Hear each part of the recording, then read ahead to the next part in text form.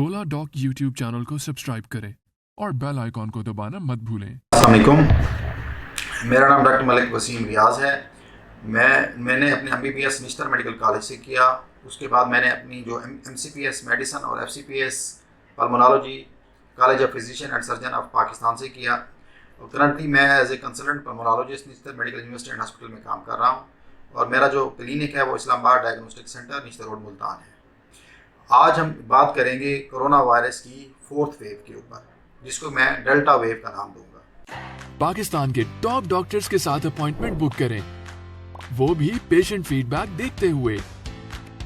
लाखों लोगों की तरह पाकिस्तान के सबसे बड़े डॉक्टर नेटवर्क का फायदा उठाएं और आज ही ओला डॉक ऐप डाउनलोड करें। ओला डॉक, डॉक्टर का अपॉइंटमेंट आसानी से। जैसा कि आप सबको पता है कि पूरी दुनिया की तरह पाकिस्तान में एक दफ़ा फिर कोरोना केसेस में मुसलसल इजाफा हो रहा है और हमारे जो हॉस्पिटल्स हैं वो एक दफ़ा भरते जा रहे हैं। जो तहकीक हुई है उसमें ये बात सामने आई है कि जो वेरिएंट है इस दफ़ा कोविड का वो डेल्टा वेरिएंट है। हमारे जो 90% से ज़्यादा केसेस हैं वो डेल्टा वेरिएंट के हैं। ये जो वेरिएंट है ये पहले से ज़्यादा ख़तरनाक है। इसकी जो ट्रांसमिसिबिलिटी है वो मतलब पर्सन टू पर्सन ट्रांसमिशन है वो बहुत रैपिड है और जो बीमारी की शिद्दत है उसमें भी इजाफा हुआ है।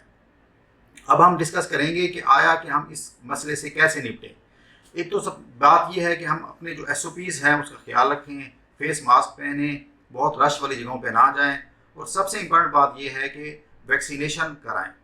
अब वैक्सीनेशन को लेके बहुत सारे सवालात हैं जो कॉमन पब्लिक के हैं, जिनको हम कोशिश करेंगे आज कि वो उनको एड्रेस करें। पाकिस्तान में जो वैक्सीन्स अवेलेबल हैं वो उनमें साइनोफार्म है, साइनोवैक है, फाइज़र है, मॉडर्ना है, एस्ट्राजेनिका है और कैंसिनो है। जो साइनोफार्म है उसकी 2 डोजेस हैं। फर्स्ट डोज के बाद जो सेकंड डोज लगती है वो 21 डेज़ के बाद लगती है। साइनोवैक है उसकी भी 2 डोजेस हैं। वो फर्स्ट डोज के बाद जो सेकंड डोज लगती है वो 28 डेज़ के बाद लगती है। जो फाइज़र है उसकी भी 2 डोजेस हैं।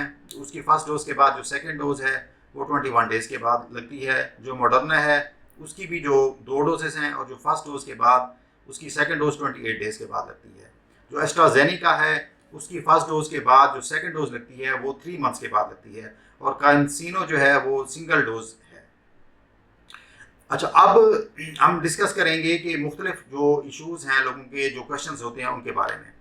अब इसमें यह है कि जो प्रेगनेंसी है वो सबसे कॉमन जो क्वेश्चंस आता है कि प्रेगनेंसी में जो वैक्सीन्स हैं वो सेफ़ हैं या नहीं है।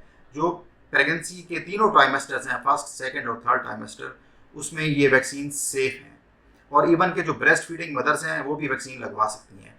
इसमें जो NCOC है, हमारी जो लोकल गाइडलाइंस हैं, उसमें सिर्फ एस्ट्राजेनिका का हमने जो रिकमेंडेशन है उसकी ये है कि वो बिलो 40 ईयर्स फीमेल में नहीं लगाई जा सकती, वो अबव 40 ईयर फीमेल में ही सिर्फ लगाई जा सकती है और जो मेल्स हैं वो 18 ईयर से अबव लगाएंगे। अच्छा, अब कुछ डिजीज़ेज़ हैं जिनके क्वेश्चन आते हैं, मतलब डायबिटीज़ है, उसके जो पेशेंट्स होते हैं वो सवाल करते हैं कि हम वैक्सीन लगवा सकते हैं या नहीं। डायबिटिक पेशेंट्स तमाम लगवा सकते हैं वैक्सीन। उसमें सिर्फ ये है कि उनकी रिकमेंडेशन ये है कि अगर हम सुबह जा रहे हैं लगवाने के लिए तो ब्रेकफास्ट करके जाएं। अगर हम दोपहर या शाम में जा रहे हैं तो हम अपना मील या खाना मतलब वो खा के जाएं। अच्छा, अब जो दूसरी है इस्कीमिक हार्ट डिजीज़ के पेशेंट्स हैं, इसी तरह CKD क्रोनिक किडनी डिजीज़ के पेशेंट हैं या लीवर फेलियर के पेशेंट्स हैं, वो अगर स्टेबल डिजीज़ है उनकी तो उसमें वो वैक्सीन लगवा सकते हैं। इसी तरह जो मुख्तलिफ़ किस्म की मेडिसिन ऑलरेडी पेशेंट्स ले रहे होते हैं, मिसाल के तौर पे एस्पिरिन है, क्लोपिडोग्रिल है, वार्फरिन है, ये जो पेशेंट्स ऑलरेडी ले रहे हैं तो इनमें ये मेडिसिन कंटिन्यू रहेंगी और इस दौरान भी हम वैक्सीन लगवा सकते हैं। अच्छा, जो अस्थमा के पेशेंट्स हैं वो इनहेल्ड कार्टिकोस्टेरॉइड्स ले रहे होते हैं, ब्रोंकोडायलेटर्स ले रहे होते हैं, तो उनको वो कंटिन्यू करें, उनको बंद करने की ज़रूरत नहीं है। अच्छा, कुछ लोग इम्यूनोसप्रेसिव थेरापी के ऊपर होते हैं, मतलब मेथोट्रेक्सेट गोली ले रहे होते हैं, उनके लिए ये रिकमेंडेशन है कि वो 2 वीक्स वैक्सीन लगवाने से पहले वो ये गोली बंद कर देंगे और वैक्सीन लगवाने के 2 हफ्ते तक, मतलब 2 हफ्ते के बाद तक ये मेडिसिन उन्होंने नहीं लेनी।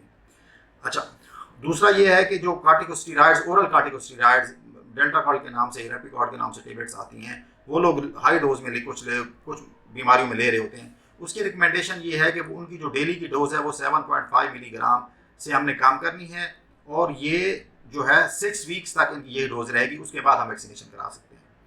अच्छा, उसके बाद कुछ लोग हैं जिनका बोन मैरो ट्रांसप्लांट अगर हुआ है तो उनके लिए हम 3 मंथ्स वेट करेंगे। तो उसके बाद फिर हम वैक्सीनेशन लगाएंगे। बाकी जो चीज़ें हैं जिनको सवाल आते हैं कि भाई कुछ लोग हैं वो कहते हैं हमें कोविड हो चुका है, उसके बारे में हम जो कोविड जो माइल्ड टू मॉडरेट डिजीज़ इनको हुई है आउटडोर बेसिस पे वो ट्रीट हुए हैं, अगर वो रिकवरी के 4 वीक्स के बाद वो वैक्सीन लगवा सकते हैं। अच्छा, और दूसरी बात ये है कि जो उनको सीवियर डिजीज़ हुई है, जो हॉस्पिटलाइज हुए हैं, ऑक्सीजन पे रहे हैं, उनके लिए ये रिकमेंडेशन है कि वो 10 वीक्स के बाद वो अपनी वैक्सीनेशन लगवाएंगे। अच्छा, और कुछ जिनकी प्लाज्मा थेरापी हुई होती है कुछ लोग, उनकी भी ये रिकमेंडेशन है कि हम 4 वीक्स वेट करेंगे और उसके बाद हम वैक्सीनेशन कराएंगे। अब जो एक हम आएंगे बूस्टर डोज के ऊपर। अब जो अमेरिका है, यूके है, उन्होंने अपनी पॉपुलेशन को बूस्टर डोज की जो है ना एडवाइस कर दी हुई है कि वो उधर लग रही है। तो हमारी जो कोरोना एक्सपर्ट एडवाइजरी ग्रुप है उसने भी रिकमेंडेशन दे दी हुई है कि जो हेल्थ प्रोफेशनल है उनको वो बूस्टर डोज लगाएं। अच्छा, जो ओवरसीज़ हैं उनके लिए है कि भाई चाइनीज़ वैक्सीन उनको लगी हुई हैं, तो वो उनको यूके है, सऊदी अरब है, उनमें अलाउड नहीं है। तो उसके लिए ये है कि वो फाइज़र और मॉडर्ना लगवा सकते हैं। और उसमें लेकिन रिकमेंडेशन ये है कि उनकी जो सेकेंड डोज है, पिछली वैक्सीन जो उन्होंने लगवाई हुई है साइनोफार्म या साइनोवैक, उसकी सेकेंड डोज और अब की जो हम लगवाएंगे उसमें 28 डेज का गैप होना ज़रूरी है। अच्छा, कुछ कंट्रीज़ हैं उनमें वो ये है कि भाई वो 2 डोजेज़ मांग रहे हैं, तो उसमें उसी तरह जो फाइजर की अगर हम 2 डोजेज उनको देंगे तो उसमें गैप 21 डेज का होगा, पहली और सेकंड डोज। इस तरह मॉडर्ना अगर लगेगी किसी को तो फर्स्ट और सेकंड डोज में 28 डेज का उसमें गैप होगा।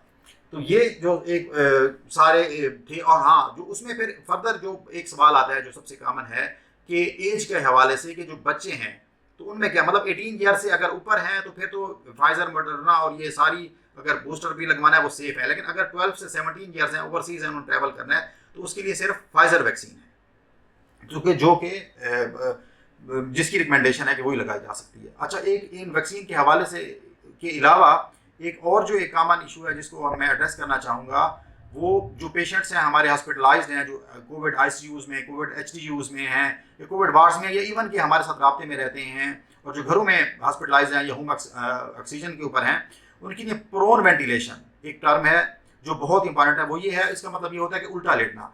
इससे इंसान की जो ऑक्सीजन सप्लाई है फेफड़ों की वो बहाल हो जाती है और बेहतर हो जाती है। तो इससे जो ऑक्सीजन डिमांड है वो पेशेंट की बहुत कम हो जाती है और रैपिड रिकवरी होती है। मतलब इवन कि हम जब हम राउंड्स करते हैं तो हम ये देखते हैं कि इसकी 24 आवर्स में से 16 आवर्स उल्टा लेटना है, या अगर बंदा थक जाए उल्टा लेटने से तो दाएं साइड पे लेटना है। तो इससे ऑक्सीजन बेहतर होती है। और इवन कि हमने ये देखा है कि अगर कोई पेशेंट 15 लीटर ऑक्सीजन के ऊपर है तो नेक्स्ट डे जब हम उनको प्रोन वेंटिलेशन वो करता है, फॉलो करता है, तो नेक्स्ट ईयर उसकी जो ऑक्सीजन डिमांड है वो 10 लीटर्स पे आ जाती है। जो 10 लीटर के ऊपर होते हैं वो 5 लीटर के ऊपर आ जाते हैं। तो ये एक सबसे इंपॉर्टेंट बात है कि उनकी प्रोन वेंटिलेशन करें जो पेशेंट्स हैं कोविड के, जो ऑक्सीजन डिपेंडेंट्स हैं।